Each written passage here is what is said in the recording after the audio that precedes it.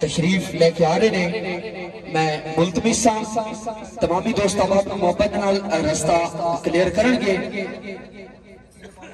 اپنی اور پوری انتظامیہ دی جانب تو آپ نو دل دی عطا کرائیں دے نال خوش آمدید آدھا محبت دے نال اسی عقیدت دے نال تمامی دوست احباب جی میں پہلے محبت دے نال بیٹھ کے سونے دا ذکر سماعت کر رہے سی اسی طرح محبت دے نال رہا کہ محبت دے نال ذوق دے نال اس وزن کو سن سکاں بڑی مہربانی میں ایک مرتبہ ملتمس ہاں تمامی دوست احباب یہ جڑے گیٹ پہ نظر محبت دے نال لے کے قدم اگے تشریف لے کے آؤ اس رو فل کر لو کہ واسطہ ہے کہ مدنی کریم پیار کیا۔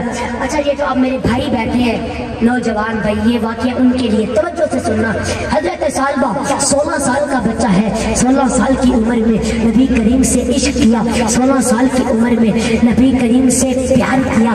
حضور پاک جس کام پر بھیجتے وہ کام کرنے کے لیے جاتا، کسی صحابی کو پیغام دینا ہوتا تو حضور سالبہ کو بھیجتے، سالبہ حضور کے حکم پر عمل کرتے۔ لیکن ایک دن حضور نے سالبہ علیہ حضرت سالبہ کو ایک کام کے لیے بھیجا، 8 دن کا کام تھا، کافی وقت گزر گیا، حضرت سالبہ واپس نہ آئے، حضرت سالبہ واپس نہ آئے۔ اچھا اب حضرت سالبہ کہاں گئے؟ توجہ، حضرت سالبہ جب وہ کام کر کے واپس تشریف لا رہے تھے تو دیکھا ایک حمام ہے، اس حمام میں عورت نہا رہی ہے، ہوا کا تیز جھونکا آتا ہے، پردہ اٹھتا ہے، حضرت سالبہ کی نظر اس پر پڑ جاتی ہے اور حضرت سالبہ سے دوسری نظر غلطی سے پڑ جاتی ہے۔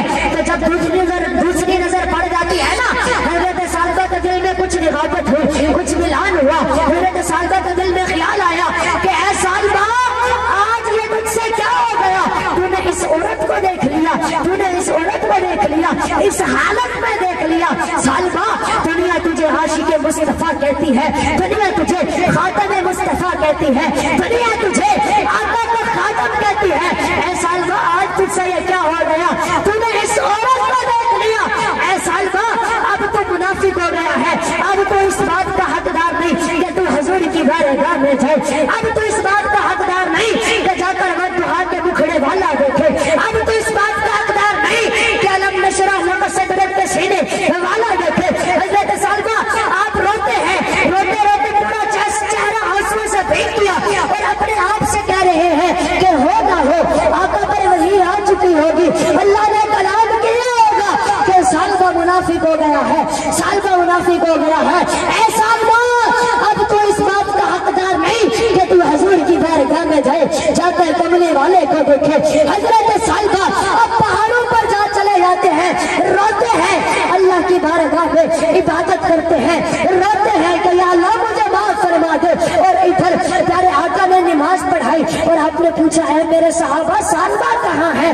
تو صحابہ عرض کرنے لگے یا رسول اللہ آپ نے وہ کام کے لیے بھیجا تھا، تب سے سالبہ واپس نہیں آئے، تب سے سالبہ واپس نہیں ہے۔ سرکار نے فرمایا جاؤ جا کر میرے سالبہ کو تلاش کرو۔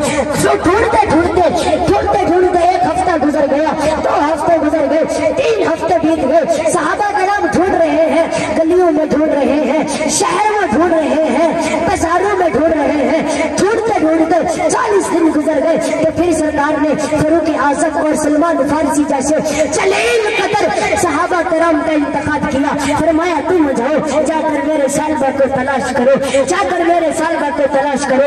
فاروق اعظم ڈھونڈ رہے ہیں، گلیوں میں ڈھونڈ رہے ہیں، محلات میں ڈھونڈ رہے ہیں۔ آخرکار وہ وقت آیا کہ جب آپ شہر میں گئے جہاں پر بڑے بڑے پہاڑ تھے تو وہاں پر آپ نے چرواہوں سے پوچھا کہ اتنی کٹ ایسی شکل والا بچہ تم نے دیکھا ہے؟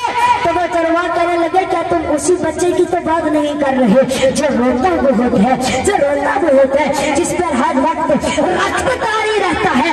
کیا تم اسی بچے کی تو بات نہیں کر رہے؟ تو آپ نے فرمایا کس رونے والے بچے کی بات کر رہے ہو؟ تو وہ کہتے ہیں جب ہم رات کو سوتے ہیں نا ان بلند پہاڑوں سے کسی بچے کے رونے کی آواز آتی ہے، چیخیں آتی ہے، چیخیں مارتا ہے، زور زور سے اللہ کو پکارتا ہے یا اللہ مجھے معاف فرما دے۔ اب ہمیں پتہ نہیں ہے کہ اس سے کیا غلطی ہو گئی ہے۔ تو حضرت فاروق اعظم کہنے لگے وہ کس وقت آتا ہے؟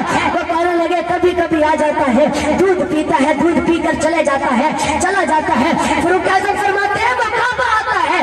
چرواہ کہنے لگے یہ اس کے آنے کا وقت ہے۔ تو فاروق اعظم اور حضرت سلمان فارسی آپ چھپ کر بیٹھ جاتے ہیں، دیکھا سالبہ آ رہے ہیں، دودھ پی से आंसू जारी है। फारूक आजम वाही आए, फरमाया ऐ सालबा तुझे क्या हो गया, चल हमारे साथ आका की बारगाह में चल। तो हजरत सालबा ने भागने की कोशिश की और कहने लगे कि मेरे करीब ना हो, मैं मुनाफिक हो गया हूँ। अल्लाह ने कलाम किया होगा, हो ना हो हजूर पर वही आ गई होगी कि सालबा मुनाफिक हो गया है। फारूक आजम ने हजरत सालबा को पकड़ा और आपको हजूर के बारगाह में पेश किया।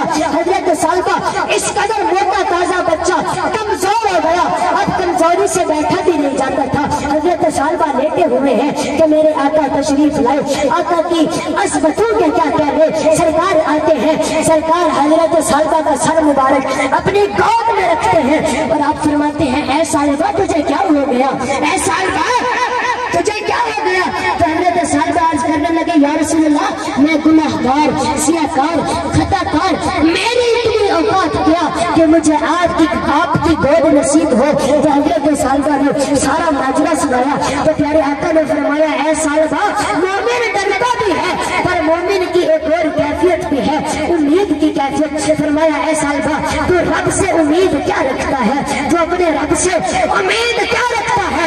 हजरत सालबा अर्ज करने लगे या रसूल अल्लाह मैं अपने रब से उम्मीद रखता हूँ कि मेरा रब मुझे माफ फरमा देगा। तो जब हजरत सालबा को मालूम हुआ कि कोई वही नहीं आई, कोई वही नहीं आई, तो हजरत सालबा कहने लगे या रसूल अल्लाह मुझे ऐसे महसूस हो रहा है जैसे मेरे सीने में हजारों कीड़े रेंग रहे हो, इस कदर दर्द महसूस कर रहा हूँ। सरकार की आंखों में से आंसू आ गए। फरमाया है सालबा तेरा आखिरी वक्त आ गया है, बिल्कुल मौत आ रहे हैं तुझे लेने के लिए। तो मेरे बुजुर्ग हजरत सालबा ने हजरत सालबा को आका की गोद में मौत नसीब हुई। काश यूं मौत आए, काश यूं मौत आए मेरे हम नशीब, काश यूं मौत आए मेरे हम नशीब, काश यूं मौत आए मेरे हम नशीब। नज़ारा मंजर हो जाए और हंसी वो उधर अपने जुल्फे सुवारा करे, इधर दम हमारा निकलता रहे।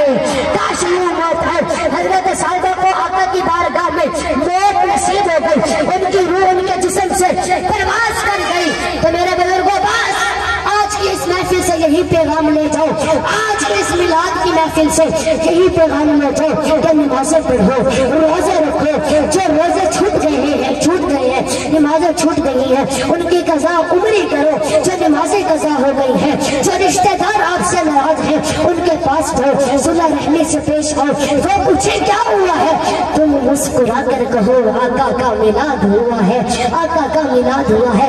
यही मिलाद है जिसने मुस्कुराना सिखा दिया, यही मिलाद है जिसने आका से मिलना सिखा दिया, यही मिलाद है, यही मिलाद है। तो मेरे बुजुर्गों पास दुआ है जो मैंने पढ़ा है, आपने सुना है, अल्लाह पाक अपनी बारगाह में कबूल व मंजूर फरमाए। वमा अलैना इल्लल बलागुल मुबीन।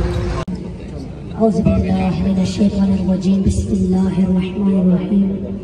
अल्लाह पाक आप सबके माल जान इज्जत व आबरू रोजी रिज़्क़ अमल घर कारोबार दस्तर ख़वान औलाद जिंदगी इबादत इखलास इखलाक सादगी आजिज़ी और उम्र में बरकतें रहमतें अरूज व बुलंदियाँ अता फरमाए।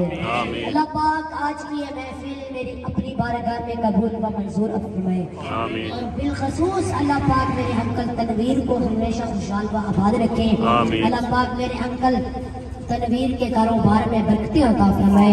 अल्लाह पाक आप सब पर रहमत फरमाए। अल्लाह पाक आप सबकी हिफाजत फरमाए। अल्लाह पाक आप सबको सेहत व तंदुरुस्ती दे। अल्लाह पाक आप सबकी तमाम मुश्किलात आसान फरमाए और जो बे औलाद है अल्लाह पाक उनको नेक अच्छी से अच्छी आला औलाद अता फरमाए। आमीन सुम्मा आमीन या रब्बल आलमीन।